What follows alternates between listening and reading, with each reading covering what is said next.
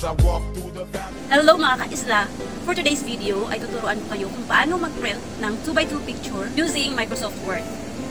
I-open nyo lang yung Microsoft Word app, tapos i-copy-paste nyo yung photo na nakasave sa computer mo.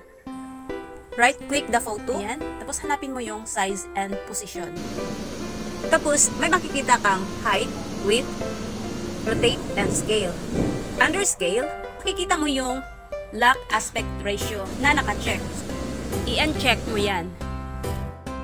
Now you're good to go to change the aspect from 6.5 to 1 inch lang. Both height and width yung i-change yung aspect. Pero kung 2x2 naman, of course, 2 inches yan.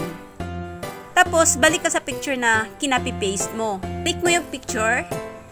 Tapos, lagyan mo ng border para hindi ka na mahirapan sa pagkakat. Hanapin mo yung picture format and tap on picture border. Ayan, piliin mo lang yung color na gusto mong i-border. Yung black yung pinili ko kasi mas formal yung black. Tapos, lagyan mo ng weight kung gaano kakapal yung border na gusto mo. Ayan. Yung pinili ko guys is 1 point lang na kapal. Ayan.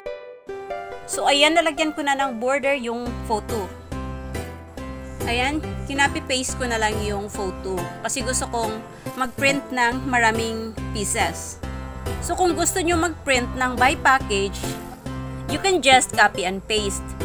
Pero kung gusto nyo mas madali guys, gamitin nyo na lang yung shift and right arrow. Depending on the numbers that you are going to print. Ayan, gumawa din ako ng 2x2 ID picture para masabay ko nang i-print sa ginawa kong 1x1. Ayan. Kinapi-paste ko lang siya hanggang maging 9 pieces. Ayan. Tapos, pinrent ko na siya. So, yan lang guys. Napakadali lang. Thank you so much for watching. Bye-bye!